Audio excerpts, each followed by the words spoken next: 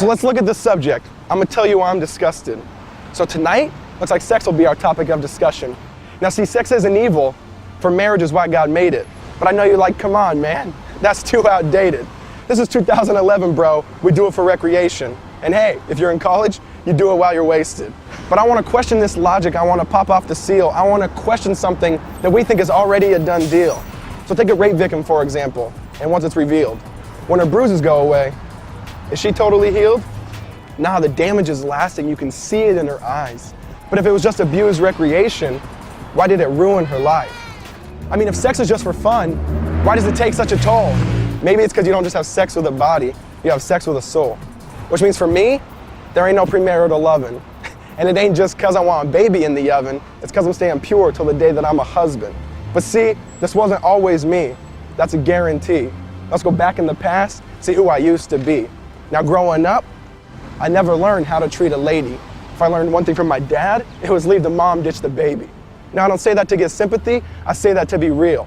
Because according to stats, about 40% of you know how that feels. So I let the TV show me what the music already told me. No dad at home, so I was letting MTV mold me. And they sold me, which is why my life revolved around what girl I could get next. My life revolved around this girl named sex. Shoot, I'd get at her on the text, but I gotta confess, it seems the longer we dated, the bigger the mess. But then, my girlfriend was late on that time of the month. If you know what I mean, you understand. When I say my heart sunk. I started to think about abortion, man. I started to butter it up. But it's funny, they don't make condoms for sin. You can't just cover it up. It was just a scare, but I knew a father I didn't want to be. It's funny how I was pro-life until it happened to me. So dudes, think twice before you desire her just because she's hot. Because the truth is, your body makes a promise whether you do or not. Sorry I digress though, let's get back to the topic. How there's some dudes who pressure her even when she says stop it. You're not a man, you're just a boy that can shave and you put on a good cover. Because if you don't respect her when she says no, you certainly don't love her. So how about you start studying her heart, stop studying her booty, or maybe invest the same amount of time in her that you do in Call of Duty. Because what makes you think you can get this girl and all of a sudden get naughty? Because you should have to touch her heart and her mind first before you ever touch her body. Because she longs to be accepted, she longs to be loved, so she gives herself up to another guy's lust. She thinks it feels good at first, but then she gets bitter. Because the promise of satisfaction, it never delivers. She's like, I don't want to, but it's just too tempting. So she keeps opening up the present just to find that it's empty. And then she starts to get confused. She keeps getting rejected by all these dudes. They tell her on a scale of 10, she's a 2. But that ain't true. If she only knew that Jesus, he loves and accepts us. Even when you don't want him, he'll never reject us. He heals us from that sin that totally infects us. And he does what condoms can't, he emotionally protects us. Now I know some of you hear this, you're gonna want to indict me. But we gotta think rightly, so I'll ask politely. Can you really say this isn't even true, just slightly? I mean, we touched the forbidden fruit, not to realize it's poison ivy, and now we're numb and we're itching, and we got a distorted psyche.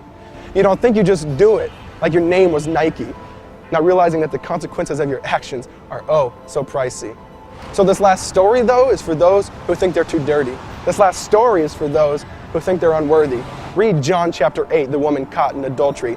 The religious leaders throw her naked in the temple while she yells, "Don't murder me." They say, Jesus, the law commands us to stone this woman. And you hear the hate in their tone. Jesus pauses it and says, whoever's without sin, you can cast the first stone. I mean, can you imagine the sound? Silence all around.